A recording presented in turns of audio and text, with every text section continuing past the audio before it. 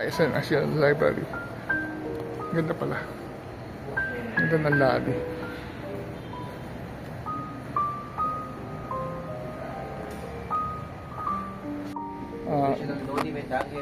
Original Noli Me Tangere. And the original El Filibusterismo. As you can see, El Filibusterismo, wala siyang book cover. Uy, yun, ganun pala. Okay, scan.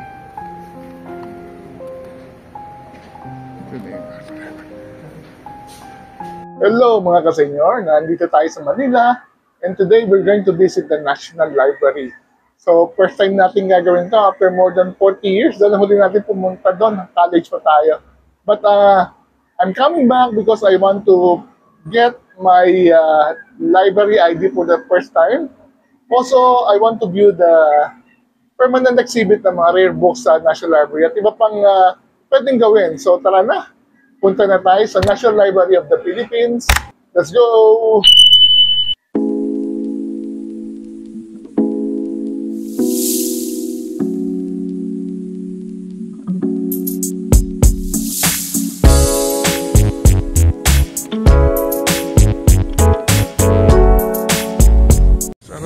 Dito sa may National Library sa may TN Calao. Dito mag-umpisa ang ating exploration. Hopefully makakuha tayo ng ID. Tsaka makita natin permanent exhibit.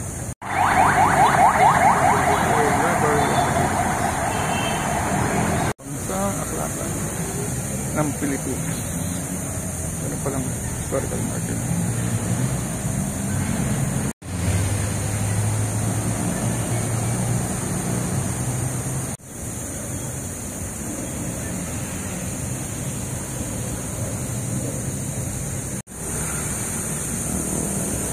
Library of the Philippines.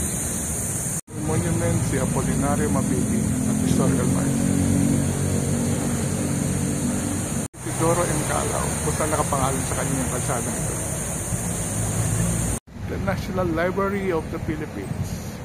Since 1960s nandito na ito.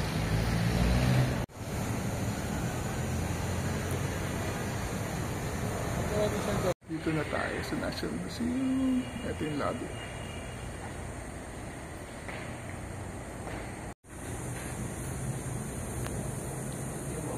Ano meron yan? Mga iba-iba nilang mga collections. Meron nakalagay history of Cavite. Ah, talaga? Saka June 12 related documents. History of Cavite. Marami pa pala. Pero parang ganun libro. Emilio Aguinaldo House. Yun yung original. Hindi. Oo. Related sa ano? Related sa national independence.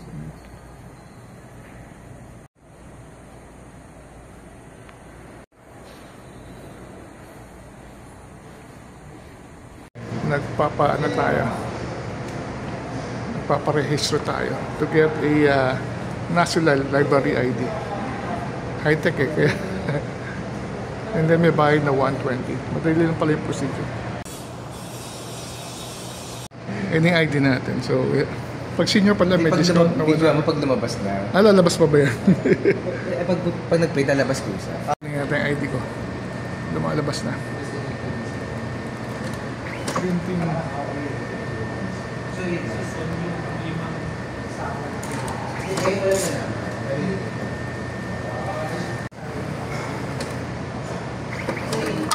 Yun, lumabas na ang ID natin. Tayong ID. Etong ating ID. Kumuha kami ng mga ID. Yan o. Ang huli ko punta dito, college pa ako. That was 50 years ago. Para lang, lapit na lang. Yan. Yan. Yay! Yung ID na. Thank you. Isa National Library. Ganda pala. Ganda ng lobby.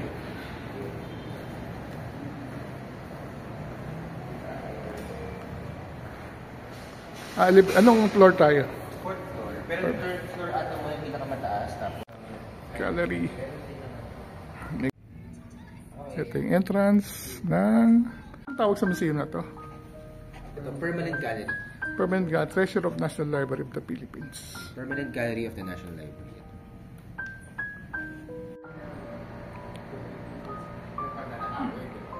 Parang gano'n. So, saan ang nakalagay? Pero mas magandang nalagyan na may dramatic thing.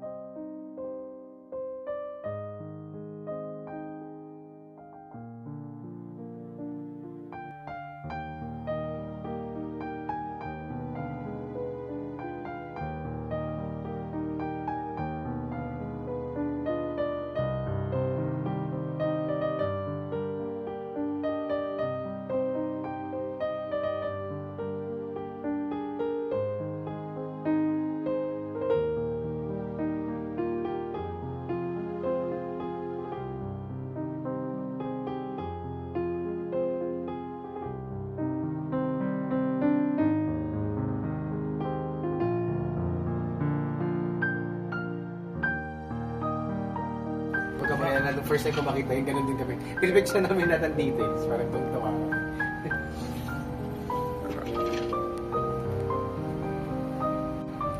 Ang ganda ng National The Library. really Finally, ano na niya, parang pinakita na niya. Kasi nga, nakatago lang sa vault lahat yun. Yung Noli Me Tangere sa ka-LTV, naka-air-conditioned vault yun. Kasi pinakondition nila yun. Francisco Suarez and Nicolas del La Cruz Bagay.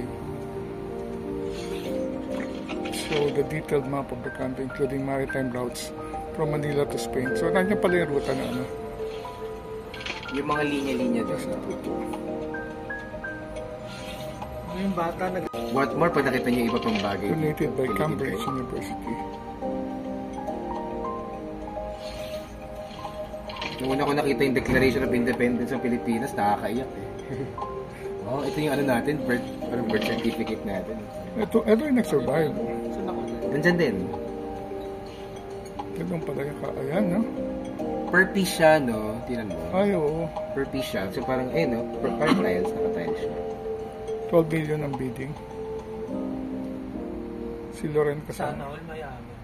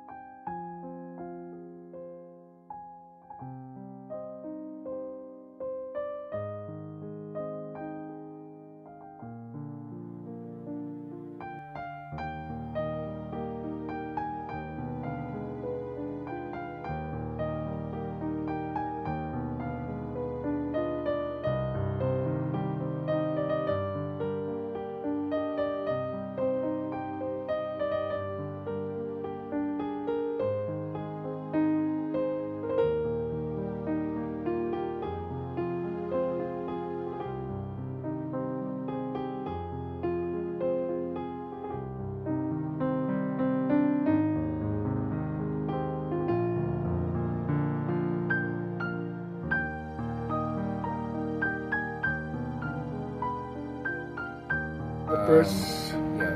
The interview with Juan Sebastian Elcano. 15. 23. This is original. Yes. Wow. So really, Ito yung toast. solidaridad. Yung toast ni Jose Rizal, the original pag- This is original. Yeah, yung original. Ayun ang sulat talaga ni Rizal. Yes. Grabe. Ang gamit dyan, ano pa, hindi pa ballpen, hindi pa big. Talaga sulat yun. El Banqueta de Brindis, yung tagang Brindis. Sa kasi Hidalgo dun sa Ihuli natin yan. libro niya. The Monkey and the Tortoise. Ah, ito original. Siyempre, di pwedeng buksan yung Noli and Fili, pero... Tapos yung... The Monkey and the Tortoise. Original? This is original.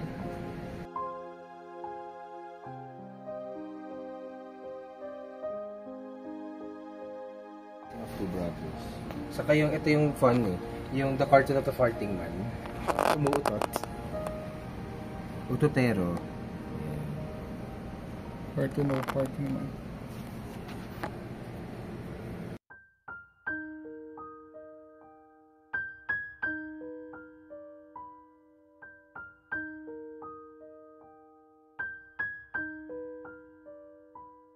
Original Noli Me Tangere.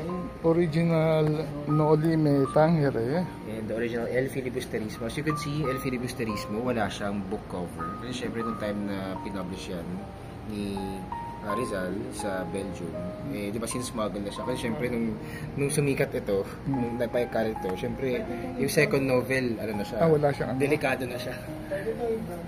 Okay. And then the last one is the most important. Yung Ultimo Adios. Ultimo Diyos.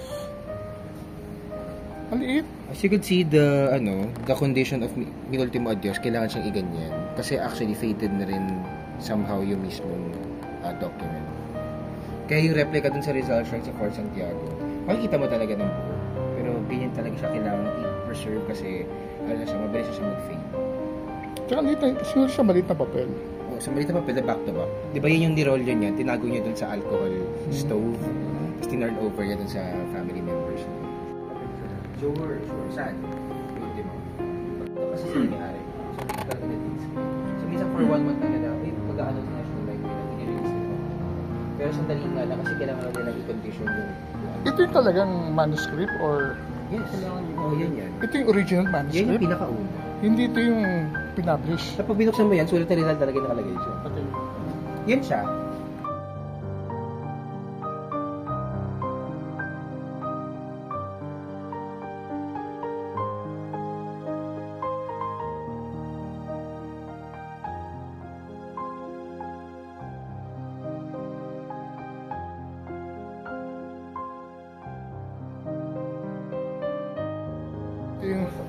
Like, wala talaga siyang cover. Ang pinaka-book cover niya, ayan.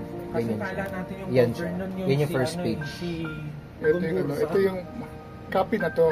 Copy na yan. Na, parang everybody's free to Browse. Ang hindi niya lang baka itong mga documents na to, ito yung nagsasabing national cultural treasures na itong tatlong na to. So yung original Noli, original Fili sa Mi Ultimo Adios. So they are being declared as national cultural treasures. Grabe. Parang yun na lang yung nilabas nila para pwedeng i-browse ang mga. Siyempre ba unboxan yung mismo version.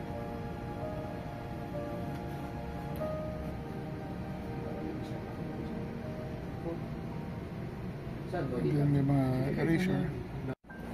Original manuscript pero Tagalog translation.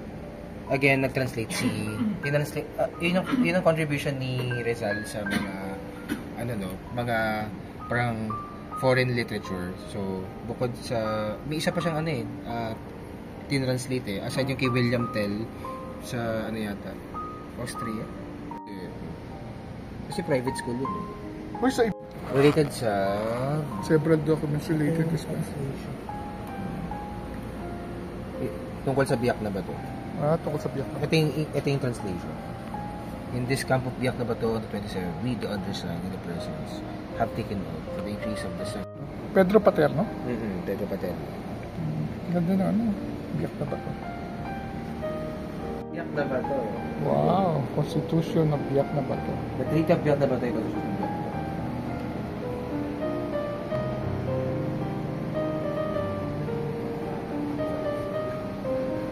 Hindi ko comment ako mamaya. The Philippines. Tapos yun, another thing related sa... Declaration of Independence of the Philippines. Yes. This is Aguinaldo. Ito yung sa Kawit. Yes. June 12, 1890. Ito yung mga nakapirma doon sa sa plaza. Ito yung mga signature na ginamit. This is original. The original. Yan ang birth certificate ng ating bansa.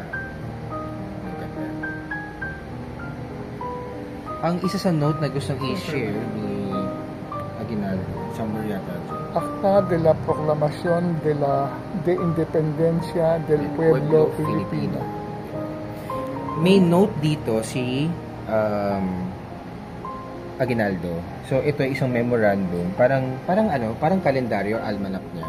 Nandito yung memorandum, yung note niya kung anong oras dineklara yung independence ng Pilipinas. So kung babasahin niyo na mabuti, nakalagay diyan kung anong oras, no. Tagalog po siya, by the way. Ay, hindi pala. Espanyol pala siya. Alas 4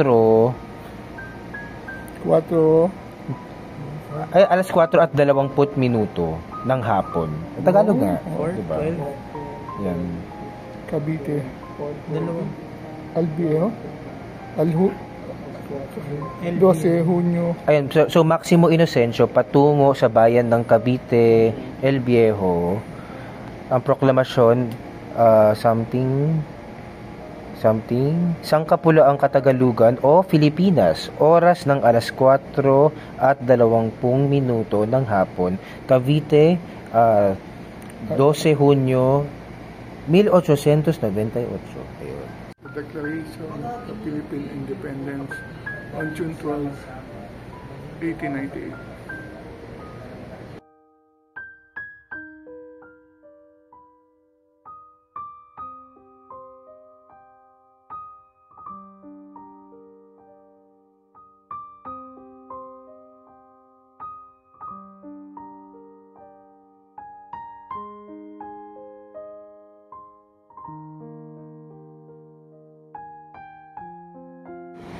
Ay, ito rin. August 6, 1898. Aguinaldo proclaiming Philippine independence. Yun din yata siya. Same thing. Ino-open lang yung Cuenca Mansion tuwing August 6. Oo. This is the Bacoor Declaration. Kaya siya daw, ganun pinasation ni Xiao. Para lahat yun related sa birth ng nation natin. National anthem.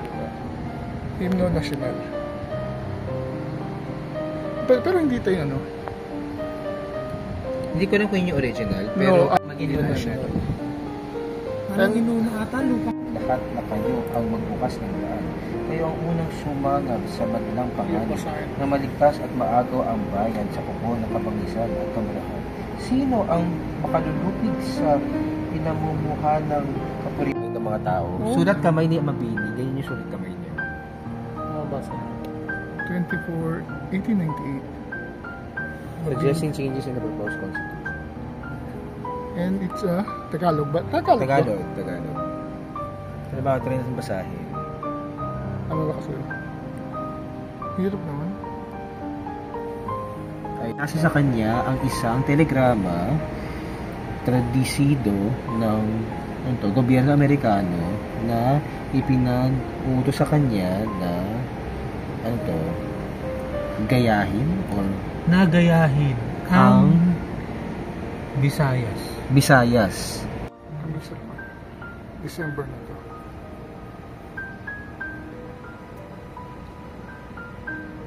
Appointment of General Gregorio del Pilar, the commander of Pangasinan Brigade, 1899. Signed by Aguinaldo. Vision to Katipunan.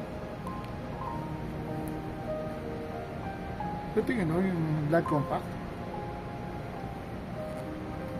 Circular warning to those who try to destabilize the revolutionary government. Lupigin ngayon ng mga Amerikano at ibig nilang humalilis sa mga Kastila at lalo pang masama ay ipinag-uutos nilang kilalanin natin at igalang ang mga fraile at Purpose? parang related sa American government. Attached to the 1890 Treaty of Paris. Okay. The Treaty of Paris na. The Treaty of Paris na.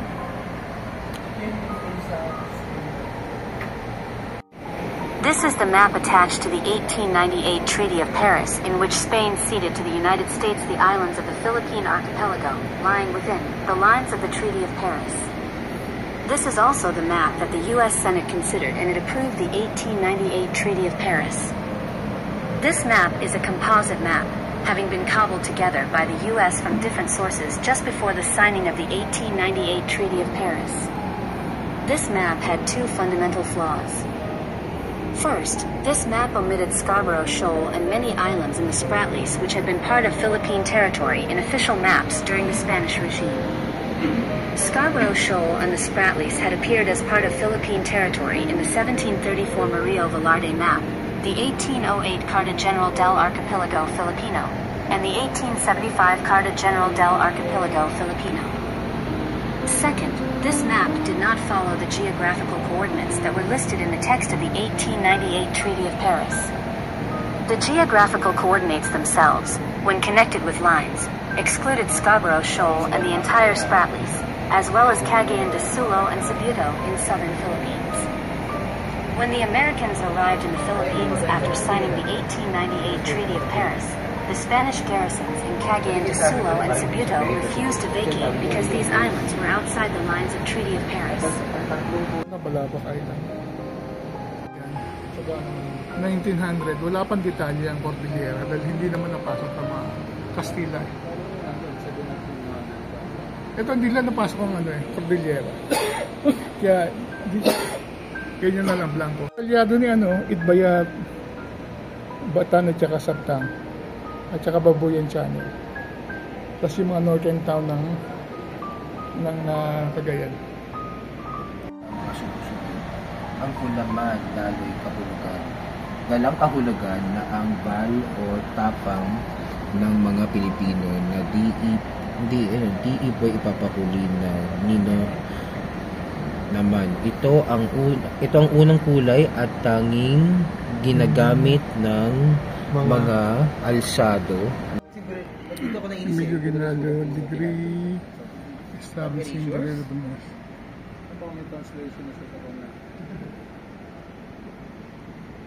Agat Sikat by Lope K. Santos. Yes. Ay napunta namin yung niya, yung Restoration against the United States. Historical markers. Adenas pa sabi kung ito daw yung ginamit niya sa Malacanang, basta desk niya ni Manuel Quezon. Marami naman siyang desk. Meron pa doon sa Quezon Memorial. Sa Quezon House. Ano pala yung restoration? No? Look at that, diba? Wow. Diba?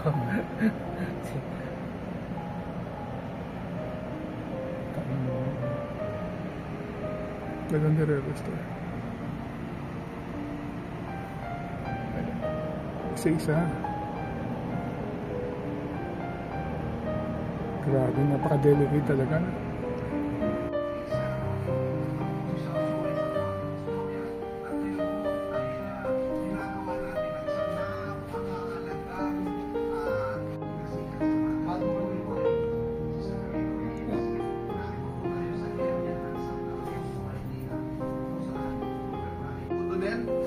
Ngayon ay pinangalan ng Severino Reyes. Kasama po natin ang Direktor ng National Book Development Board, si Sir Anthony John Balisi o si Sir Tuni. Ang bahay ni Severino Reyes na naglingkod sa bayan, patuloy na naglilingkod sa bayan. No, itong mga nakatira dito sa bahay na ito. Ako si Severino Reyes, kung panahon niya, kilala rin siya bilang Don Bino. Una natin stop dito sa Severino Reyes sa private school ni Catalino Sanchez. At dito rin siya Main library. Reading room. Uy, yun, ganun pala.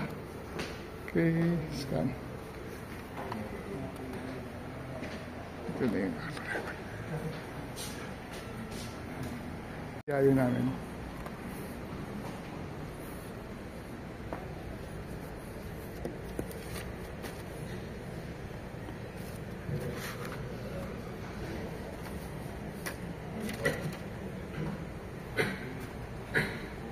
Wala Wala diary namin Manila Times. Library.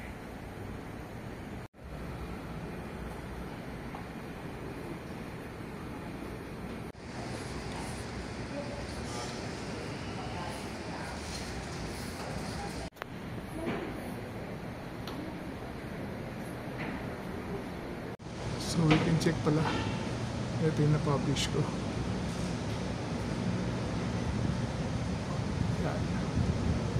Publish works natin. Makikita pala lahat dito. Yun tayo. So nakakatawa. Nasa National Library na yung mga ginawa natin. Mga sinulat natin. Ayun na naman tayo.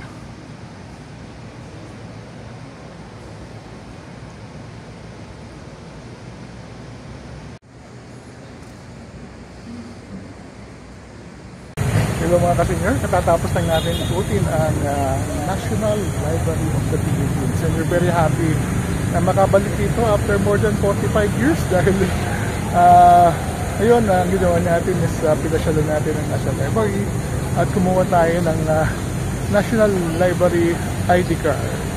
So pwede na tayong pumasok anytime. Madali lang yung procedure. You just have to bring your any valid ID.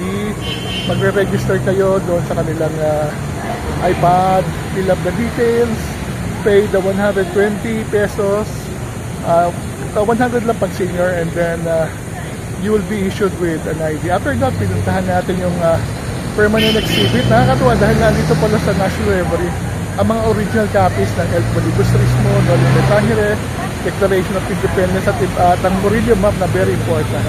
And then finally, pinuntahan natin ang talagang kanilang reading section kung saan sinubukan natin hanapin yung mga gawa natin, mga sinulat natin sa Manila Times at iba pang dyaryo, at nakita natin siya. So yun, kung kayo may time, do visit the National Library. Maganda mag-spend ng time dito at marami kayong matututunan sa pagbabasa. So do continue reading. Dito na natin tatapusin ang ating vlog. Travel while you can until the next vlog. See you soon.